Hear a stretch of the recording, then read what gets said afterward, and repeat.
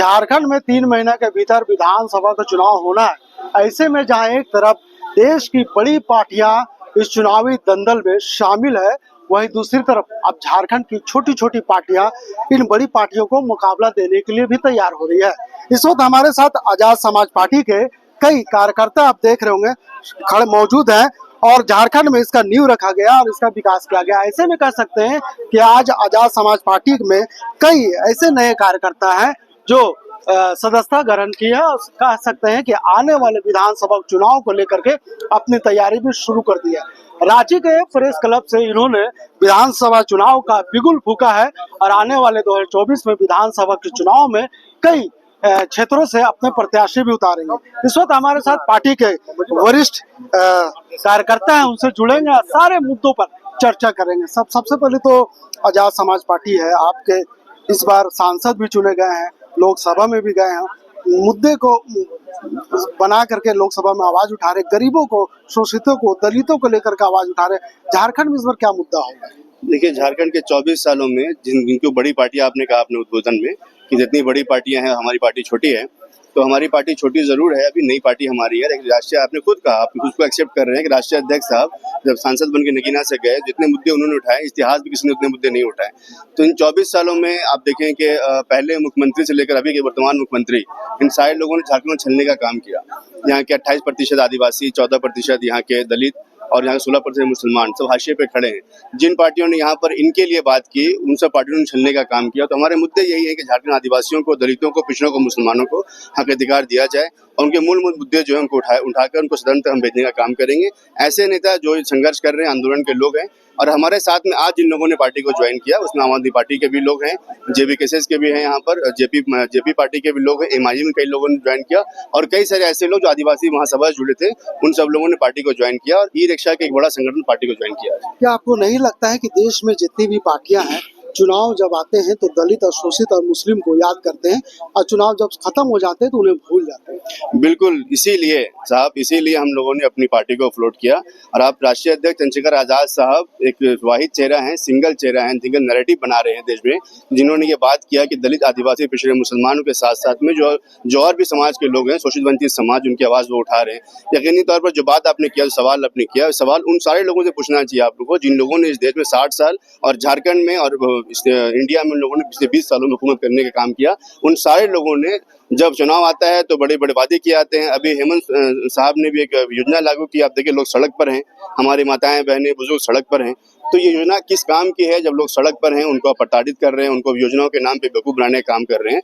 तो अभी तक जिन लोगों ने भी इस देश में राज किया, प्रदेश में राज किया, उन लोगों ने यहाँ के जो मूल निवासी उनको छीनने का काम किया। इनके खिलाफ में हम लोग बड़ा आंदोलन करते रहे। पिछले एक दशक में भीम आर्मी अपने उद्देश्यों पे खड़ी है और भीम आर्मी पिछले एक दशक से तकरीबन झारखंड के 24 जिलों में हर जिले में काम कर रही है। उन सब लोगों का संघर्ष और हमारे राष्ट्रीय नेता की विचारधारा को लेकर हम चुनाव उतरने का काम करेंगे। लेकिन एक सवाल यहाँ ये भी है कि इन बड़ी पार्टियों से आप मुकाबला कैसे करें? काफी मजबूत है। मैं पिछले 5 महीने नगीना में था, मुझे कई जिम्मेदारी निगम में दी गई और नगीना में हमने 5,52,280 वोट पाए। इस बात का सबूत है, वहाँ पर भी वहाँ की सत्ताधारी पार्टी थी। पूर्व में वहाँ के मुख्यमंत्री रहे अखिलेश यादव जी थे। इन सब लोगों ने हमें हराने का बहुत कोशिश किया, लेकिन हमने हर विधानसभा में बढ़त बनाई और भाजपा हमसे तकरीबन 1 लाख वोट से कम वहाँ पर आई। और जो बसपा वहाँ पर हुकूमत में थी, बसपा के वहाँ पर लोग थे, बसपा के सांसद, तो उसको सिर्फ 14,000 वोट मिला। और हमारी पार्टी को, समाजवादी पार्टी को, जिसके 3 विधायक वहाँ पर थे नगीना में, उनको सिर्फ वहाँ पर 1 लाख से कम वोट मिला। हमारी पार्टी को, जिनको अब नई पार्टी बता रहे हैं, ये पार्टी को 5,52,000 वोट मिला। इस बात का सबूत है कि संघर्ष अगर हो और संघर्ष अगर उद्देश्यों पर हो, विचारधारा पर हो और लड़ाई अगर जमीन पर लड़ी जाए तो लोग सराहनीय काम करते हैं। झारखंड की स्थिति से आप अभी देख रहे हो जिस तरह से राष्ट्रीय नेता पहुंच रहे झारखंड में और कह रहे हैं, लोकसभा में भी मुद्दा उठा रहे हैं कि झारखंड का डेमोग्राफी लगातार चेंज हो रहा है। यहाँ पे 36% आदिवासी जो संख्या था अब 26 पे उतर रहा है। बैठिए यहाँ पे साहब, उनका जो डेटा है ना, वो नफरत पे बेस्ड है। उनका डेटा जो है फेक है, क्योंकि हाईकोर्ट ने भी कह दिया कि यहाँ पर इन्फिल्ट्रेशन नहीं हो रहा है। तो फेक है उनका एजेंडा कहाँ है? भाजपा का मंदिर मस्जिद का एजेंडा है, कोई एजेंडा उनके पास में है नहीं। और मौजूदा सरकार जो बनी है, इन्होंने पहले भी सरकार यहाँ बनाई है, तो यहाँ पर मिली भगत इन दोनों की है। इन दोनों को नकारने का काम करेंगे और हम लोग जिस उद्देश्य पे काम कर रहे हैं, आदिवासी, दलित, पिछड़े, मुसलमानों को लेकर हम चल रहे हैं, ईसाइयों को, सिखों को लेकर चल रहे हैं। यकीनी तौर पर लोग हमें विश्वास कर रहे हैं और बड़ा मैंडेट इस बार लाएंगे हम लोग। मुद्दा क्या होगा कि आपको पता है कि खनिज जैसा प्रदेश होने के बाद भी यहाँ के युवा मजबूर है पलायन पे?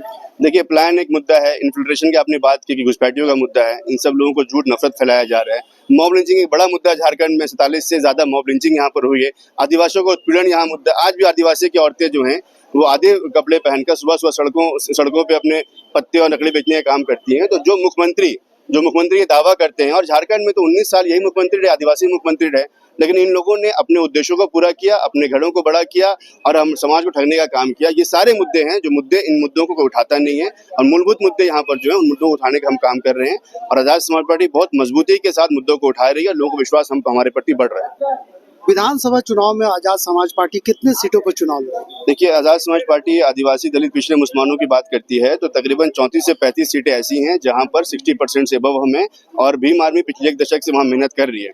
उन सब जगहों से रुझान आ रहे हैं हमारे पास। कई जो आम आदमी पार्टी के लोग शामिल हुए, MIM के लोग शामिल हो रहे हैं, ये बात की जमानत देती है कि पार्टी का कारवां बढ़ रहा है, विचारधारा बढ़ रही है, और विचारधारा गली गली और घर घर तक पहुंच चुकी है। तो 35 से 36 सीटें ऐसी हैं जहां पर मजबूती से चुनाव हम लड़ेंगे।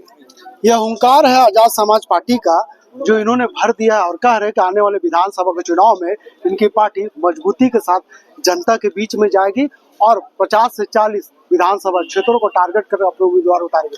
अब देखने वाली बात है कि जहां देश में कई ऐसी मजबूत पार्टियां खड़ी है, सत्ता में मौजूद है, उसके बाद भी ये पार्टियां दम भर रही है, तो ऐसे पार्टियों के सामने मुकाबले डट कर करेंगे और कहीं ना कहीं विधानसभा में अपनी एक अलग पहचान बनाएंगे। आने वाला वक्त बताएगा कि जब झारखंड में विधानसभा का चुनाव होगा, इनकी पार्टियां कितने पर जीत दर्ज करेगी या फिर विधानसभा में कितने में इनका आवाज गूंजेगा, ये तो वक्त ही बताएगा।